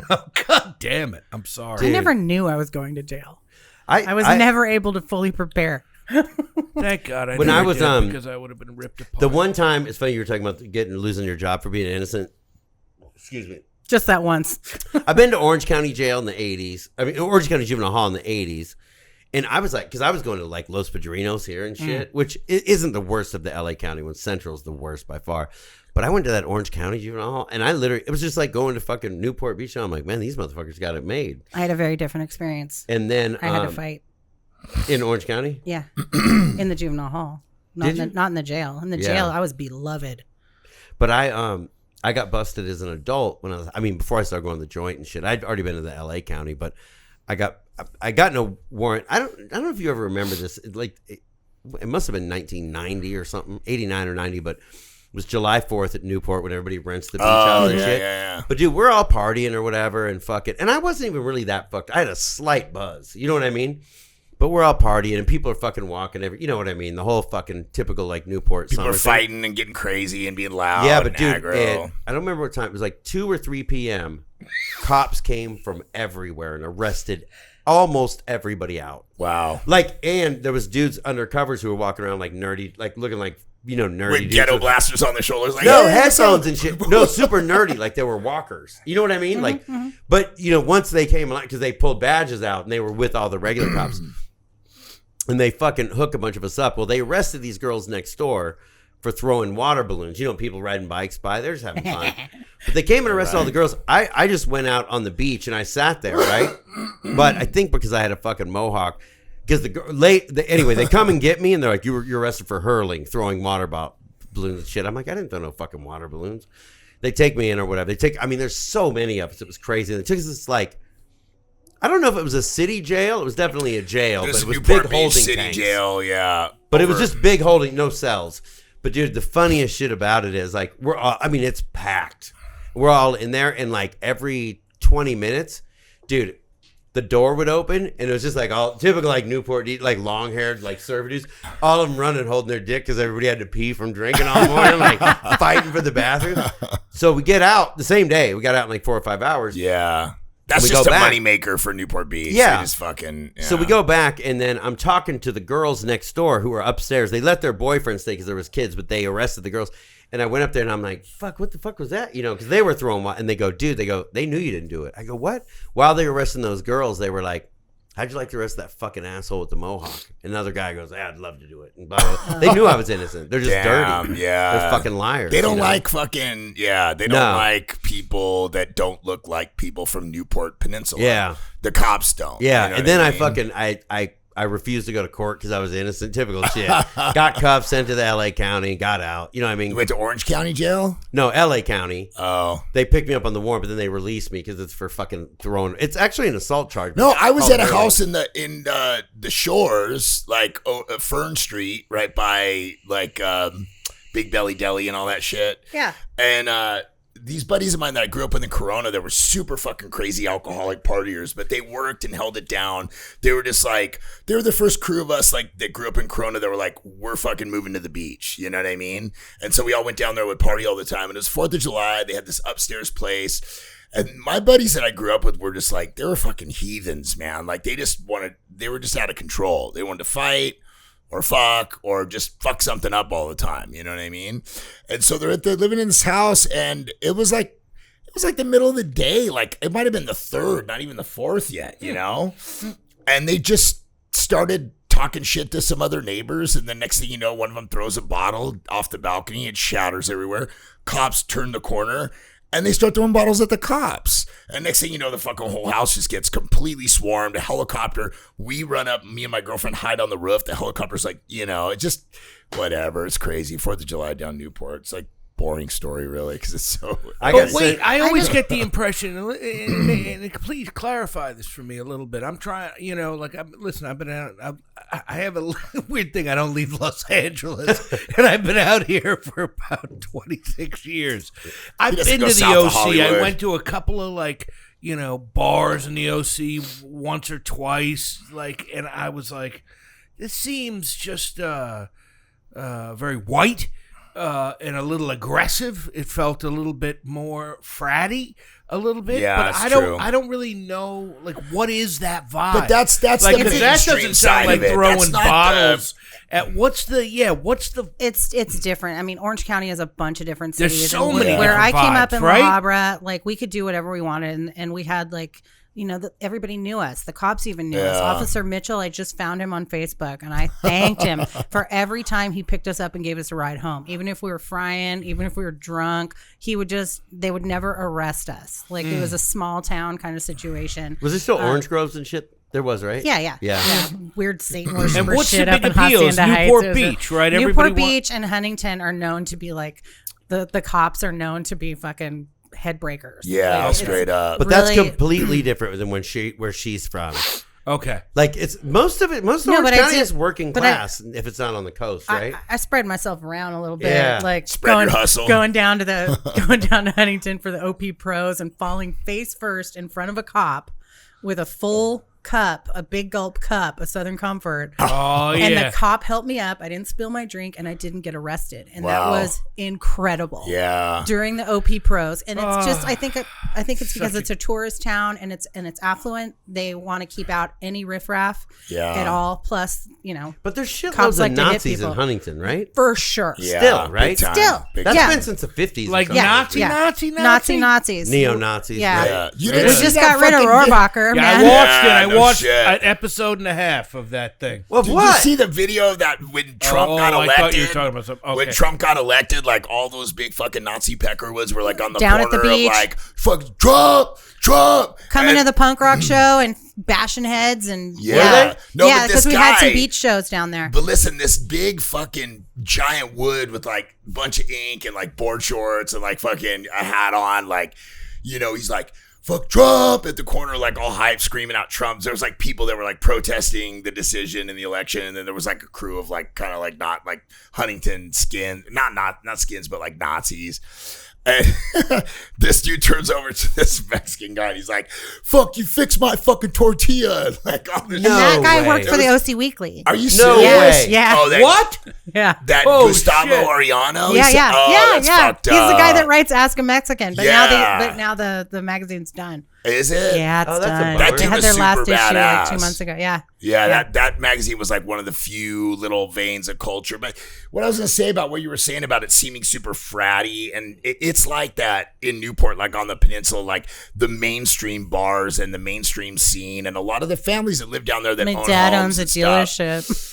Yeah. Yeah. A lot of that. It Yeah. feels a lot like But there's also lot of layers like really Tylers. close to their like, a lot you know, of Karens. Costa Mesa, there's a lot of like cool culture and music culture. Costa and, like, Mesa's great. You know what I mean? Yeah. Like the scene. But yeah, down there in the that kind of like right there, the little orange curtain is definitely like it's a different trip. Huntington, I think, is like the coolest fucking beach. It's just got an underbelly, you know. But it's fucking cool, man. The little downtown area, the beach itself. Was it I love Arthur Huntington or Walter Huntington? He was one of the carpetbaggers that came to California. Is that Just fucked true? it up. Yeah, he's one of the there's the original Just robber billionaire baron type. demons. Yeah. He's one of those What demons. were the like carpetbaggers? Mulholland, where they come in and rape the land and just, Oh, is and that then what bail. Yeah. carpetbaggers were? Yeah. They'd come from another place and steal up all the resources. Oh, they just and come in and just start a fucking monopoly. But I'll tell you Yeah. another Burn it thing that down. people I don't didn't talk know that about was enough is like carpetbaggers I'm telling you something. Beach areas are violent. People are violent at all beach areas. Really? Yes. Like Hawaiians can all fight fucking well. You know what I mean? Yeah. Like there's fucking some of the most violent dudes I've ever met are from like fucking Hermosa, Huntington. Dude, it's Yeah. always true that the least I don't know what it chill is. places, the least chill people gravitate to the most chill places. Like beach people can be such a pain. We're looking at Charlie's just like, the fuck you talking about? See, Well, but no, but- that's the look they give you. The punk Now rock you gotta scene- roll on Charlie. The punk Oh, rock scene was all a shit. bunch of like fucking, art lanes, like, but artsy people into film and painting and No, shit. but everybody gets nervous Well, because you No, talking it got about- ruined by you beach talking- bands. Beach- You're talking about about Laguna, Devo like- and shit. You're talking about like Devo and bands like Well, the that. weirdos right? and the go-go's and all that shit, Yeah, right? right, That was all right. through the 70s, and then in like 1980s, like the fucking Circle Jerks, TSOL, Yeah. all these bands that were fucking. That's where the violence Extremely came in. violent. Yeah. Extremely violent. Yeah. The Circle One guys, they're from fucking Hermosa or Redondo. You know what I mean? Like Suicidal tendencies. Suicidal tendencies. Yeah. Fucking. I've been at shows where their fucking crew would show up, man. They would start going the wrong way in the pit, like 12 of them, fucking just wilding out. I went to a Free Bad Religion show at the Palladium one year, and they just came in and just fucking, it was gnarly. The wrong way in the pit, just the surprise. Yeah. Just the hello surprise. Just 12 of them, like all in a nice tight little row going the wrong way in the pit. Like, fuck you. Let's get some. That's a bummer. You know, it's super crazy. But the punk rock scene in Orange County was dope. It was great. It saved my life. Right? It saved those fucking punk rockers, man, from the Wednesday night 6:30 meeting, man. None of them wanted to be my friend, but they had me come to all their shows. Yeah. And they've been friends of mine for decades. That's and awesome. They just got me out of the house and got me to do everything I talked about doing when I was sitting in a garage with a needle in my arm. Like, I always wanted to go to shows. Yeah.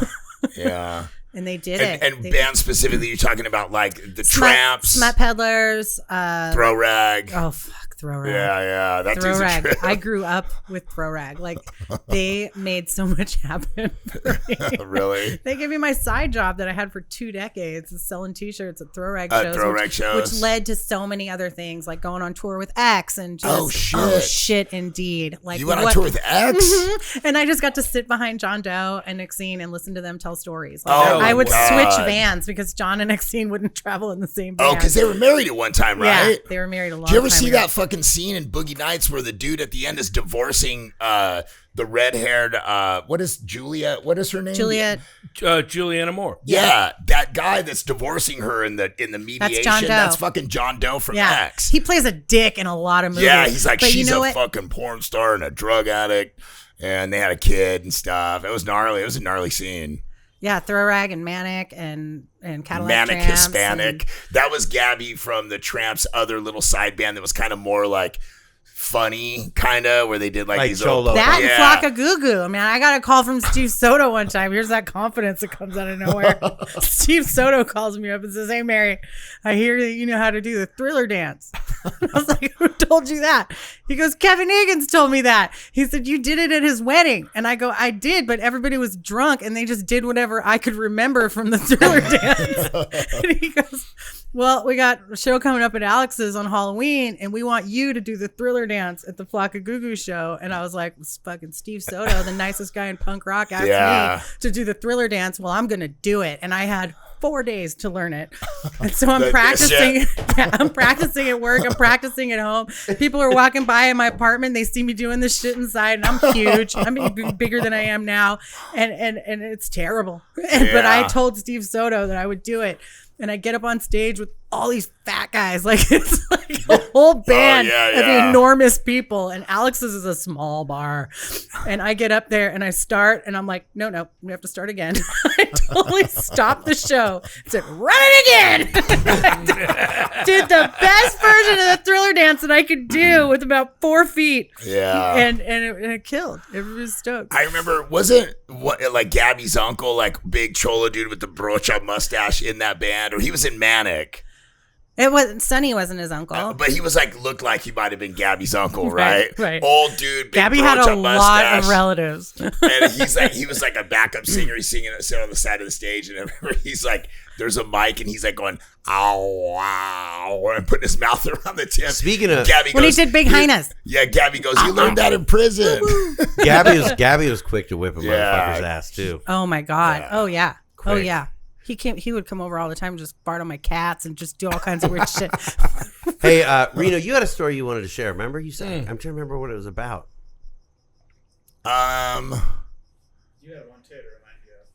Yeah, and you also had The only one that came to mind was talking about when I did acid in high school at my house, and a bunch of cheerleaders had to get picked up by their parents by the cops when he talked about getting rides home on acid. Oh God! That's kind of a funny story. And you also said you have a list. What's on your list? Oh, what's I wanna on my see list? What's on the list? You want to see what's on the list? These nuts. These nuts. But yeah, some more of those Orange County bands. What did gay horses eat? Hey. No, dicks. Oh shit! Harsh. We got to bleep that. No, Sorry. it's beautiful. No. What do you? No. Pick one. Well, yeah, you pick. I'll pick. Oh, me pick. I'll pick. Oh, those are your stories? All right, Yeah. I will pick. Watch me. Does one say massage I oil? want to talk about free pizza. I can't read. I want to hear about Stalker. Well, I already We kinda told talked a about lot. Stalker. We already talked about Stalker stuff, throwing a brick through the window and chasing Yeah, that guy down. that's light Stalker. Here, though. come here. I'm going to fuck that dick. All right, how about free pizza? That was like Miss Elliott last week.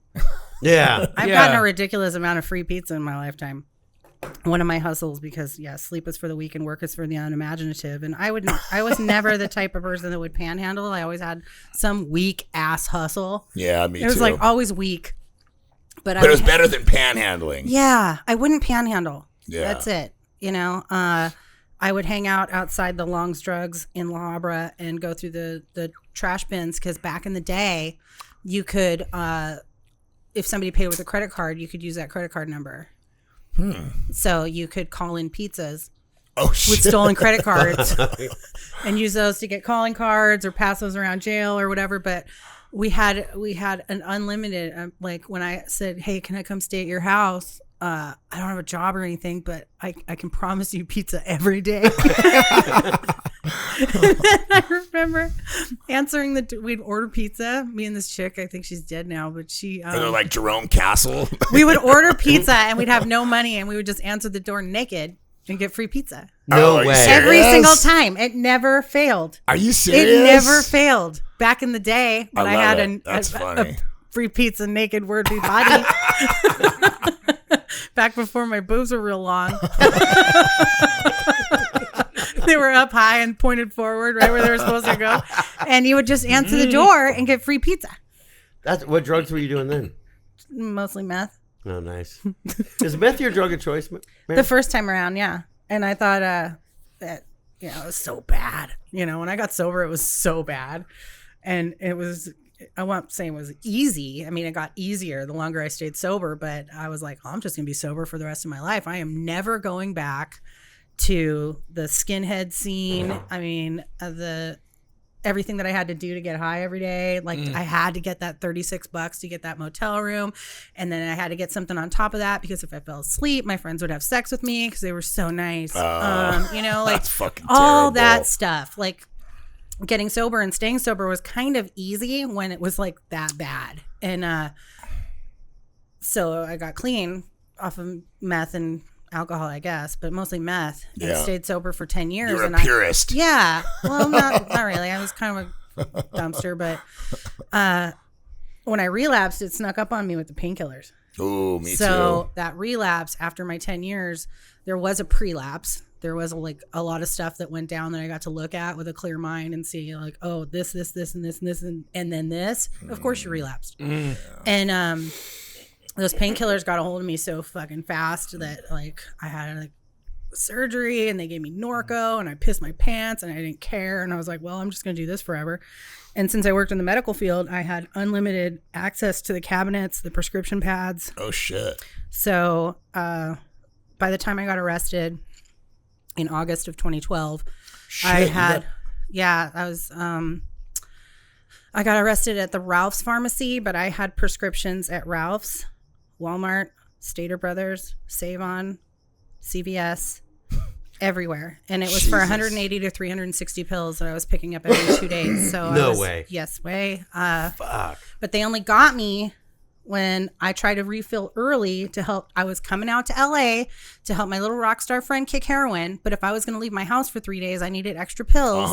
And so I tried to fill early and they're like, it'll just be a minute. And I was sitting in my car and the cops pulled up behind me. Oh, shit. And they blocked me in and I was like, fuck, the jig is up. Yeah. And I was relieved. And then it was like this big thing, like who's going to arrest her? I had Costa Mesa PD there and Newport Beach PD there. So the crime was committed in Newport Beach at the doctor's office that I worked at. But the prescription was filled in Costa Mesa. So they were arguing about it. I told on them 17th, you were right there on 17th. Yeah, right there. Shit. I just shopped there yesterday and had a flash of that. And I always want to go in there and thank the pharmacist, but I can't. Yeah. Something pulls me back. Like they're not going to remember that they saved my life, but my ego doesn't need that. Yeah. And I was relieved instantly. They let me text my husband and he lit up the phone tree, like set it on fire. Yeah. And he knew you were loaded, though, right? Nope. He didn't know you were loaded? Nobody. Holy shit. Knew. Nobody knew except this one guy that was in my favorite band, and every time I would go see him, I would give him some pills, and he would give me some pills. Yeah. You know, you had your pill buddy. I had my pill buddy. Yeah. And like when another band came around town, like I'd, you know, make them cupcakes and sprinkle the top with Darvocets. You know, no way. Pink, yeah. And here's a little present. It's fine. I work in the medical field. Like I have access to these. Like Darvos are legit. But like you were like, I don't take them, but here you guys can party. Yeah. It's so funny. So nobody knew. And so I told the cops exactly, they wanted the prescription pad. And so I gave it to them. Had they searched my car, they would have found all the other pharmacies, but they only had me for Ralph's. So they gave me 1 count of commercial burglary and 9 counts of fraud. Oh, shit. So they said, you're going to prison. And I was like, I guess I'm going to prison. And everybody in jail was like, well, do you have any drugs? And I'm like, no. And so I kicked in jail. Which was wonderful because all my husband's family, they're all fucking Orange County sheriffs that work at the jail. Shit. None of them were there. Every slip that I put in to see a nurse was ignored. So I kicked in jail, and being old school and having had people kick at my house, and I was a bitch when they kicked at my house. If I caught you sleeping, I'd kick you out. No way. I'm like, fucking, you're not kicking. You're sleeping. Get the fuck out of my house. No way. Oh, yeah, I was gnarly. I knew. I'd fucking come up and been sober with like the old school heroin addicts. Yeah. And I knew if you're sleeping, you ain't kicking. Get the fuck out. You're not going to burn a hole in my couch for nothing. You're going to stay sober, motherfucker. You know, like... You get a Benadryl and a Midol, and that's it, you little bitch. Anytime, so like when it came time for me to kick, I was like, I'm gonna beat off through this. I can masturbate with no hands. Oh, shit. So in jail, I just literally constantly masturbated. Self-soothing, great, right? Yeah. Calmed the heart rate down. I would only eat apples or applesauce because it was Orange County Jail, and they offer you a lot of apple options. Really? I'm like, apples will induce constipation because apples flambe and shit. Oh, fancy. I was shitting blood and bile. It was way. gnarly, and like my heart was racing, and I was like, I'm fucking keeping this sobriety date. I'm keeping it. I haven't had one in 4 years. I'm keeping it. And I got out of jail, and I made a couple calls, and I went to treatment, which is bullshit. Where'd you go to treatment at? First, I called Paul. Yeah. And I called Velvet. Velvet didn't call me back. Paul called me back and said, Gary, I don't have any room at my men's house, at my woman's house, but you can come to the men's house. I'll let you live there. So you went to the men's house? No. I went to a meeting, and I saw Velvet, and she took one look at me and gave me a scholarship to save her. Oh, nice. So I said, I need the weekend. I know a lot of people tell you that, but I need the weekend. I'm going away for 3 months. I need to pay my rent. I need to get my car smogged. Quick question just for the folks at home. What brings on the bile and blood shits?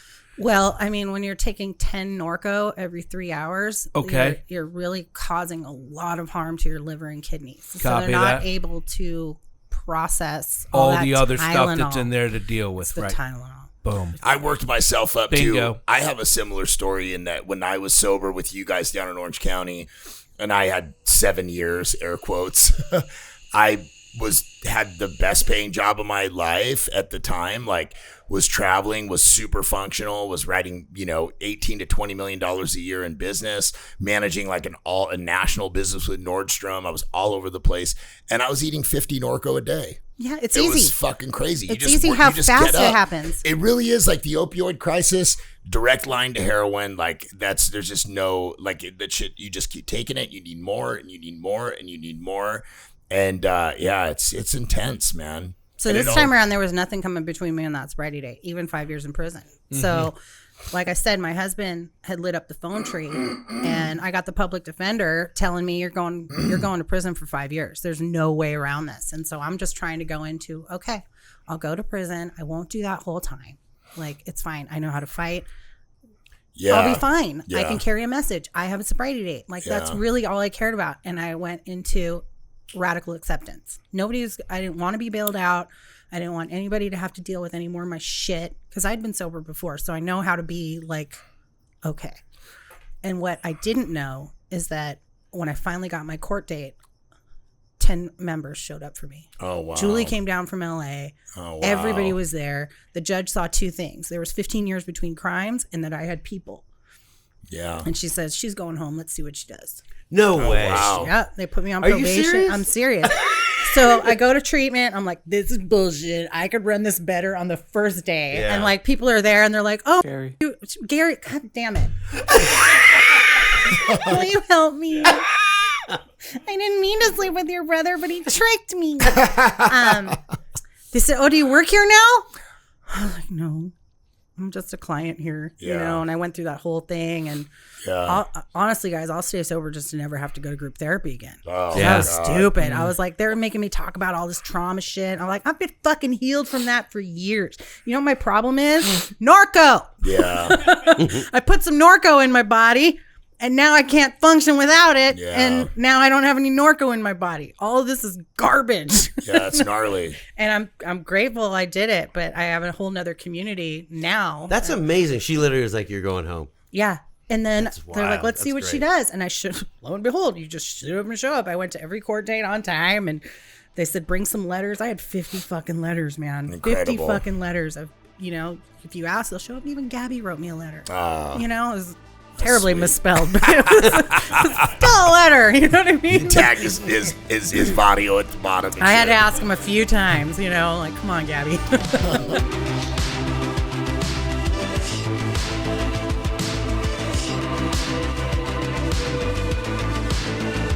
Thanks for listening to another episode of It's All Bad, Home Quarantine Edition. Find us on Instagram at It Is All Bad. We're on YouTube. If you look up It's All Bad Podcast, you could email us. Please like and subscribe. Hey, you know what? One of the upsides to being at home on lockdown is you could re-listen to every episode if you want. That's right. Shit. We've been posting a lot of old clips, so go on YouTube, find the clip, share them with your friends. Yeah, on Instagram. Yeah, the clips are great. I like them. I'm trying to set up a It's All Bad rabbit hole. People that get lost. And every Saturday night, Charlie will be stripping on Zoom.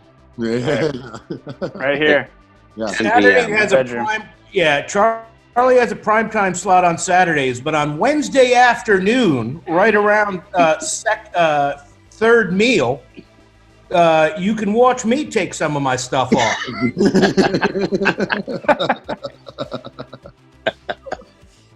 Uncle Ben style, huh? Oh, Uncle Ben, just for that fragrant rice. Yeah. No, something. Yeah, I'll take it off. I'll take something off. Yeah. Hey, do you guys have any recommendations or notes for anyone who's trying to look for meetings during this time? Ooh, good. Oh. It's crazy how many, like, I went to a meeting in Boston. I've done a New York one. There's virtual directories on every single, like, if you just go to your local area, there's like virtual directories. I personally have one. If anybody wants the LA resource, like the digital, whatever thing for all the digital meetings, you can reach out to the It's All Bad Instagram or email us at itisalbadpodcast@gmail.com. Did I get that right? Fuck yeah. Killed it. And I'll share the Google Docs with you that has all of our LA meetings. It's kind of cool. Like, I hated it at first, and it's really grown on me. Yeah, that's right. Yeah, hit us up if you need anything, have any questions. How was the Boston meeting, Danny? Was it nuts? Dude, it was nuts. The Boston meeting was cool. Was it? Yeah, it was cool. A What's it like? lot of accents. Yeah. Dude, I'm newly sober, and I can't believe this shit's happening. All the fucking meeting halls are closed. That's my best Boston accent. Oh, that's pretty good. Good, yeah. But it was cool, you know. At first, I was really bummed out of this. I was really bummed out about, like, the online meetings and stuff, but it's really it's been saving my ass, you know? Yeah. I spoke at a meeting with Reno last week. Nuh-uh. Yeah. Oh, that's great. It was for Sasha, who should be coming on here soon. But it was cool because we spoke. It was like a conversation between two people. It's like the meeting's called Emotional Sobriety. Yeah. And you just have, it's like two people just having a conversation about emotional sobriety. So you're just like, so it's literally like me and Reno just talking shit for 20 minutes. Like, No way. Yeah. It was so funny. He's like, yeah, he's like, you know, we're fucking, he's like, this feels like we're just doing the podcast with just the two of us, you know? And it was just us talking. But it was cool. And are you That's guys awesome. like? Do you find it like in these situations that it's kind of that it stresses that system, or like how does that? You feel like, oh man, I wish I could get to him. You know, like.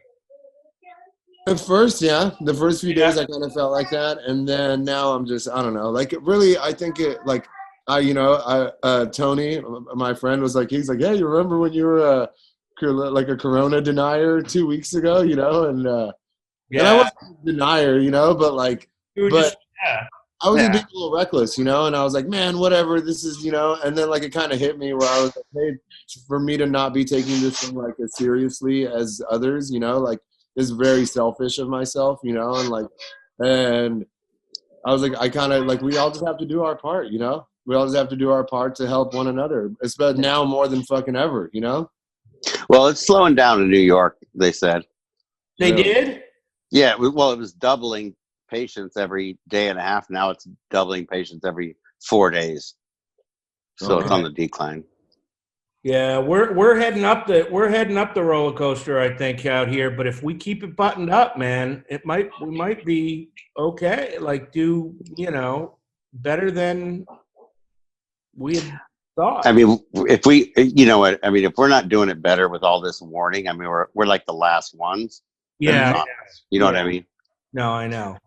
But we got like Charlie's friends licking toilet seats and shit. You know what I mean? Like, oh, dude, out there hitting on elevator buttons. Tell your fucking homies that's not cool, Charlie. I told them, man. I don't know what they're doing. Dude. Yep. Tara, my friend in New York, was telling me. She said that the kids in New York were going to LaGuardia and like rubbing their hands all over the bathrooms, trying to get it to not go to school, and now they're dying to go to school. Oh fuck. That's crazy. No way. They were going to the airports and just like trying to rub shit to get sick. Yeah. Did you guys see that Amazon delivery guy who coughed and rubbed it on the packages? No. It's on TMZ. I'll send it to you. Yeah.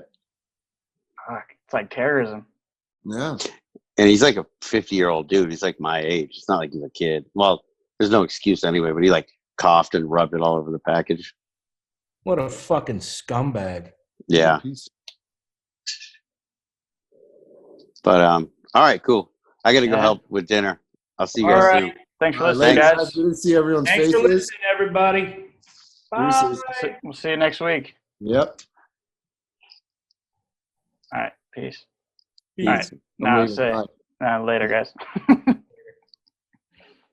gonna end it. I'm ending it. All right.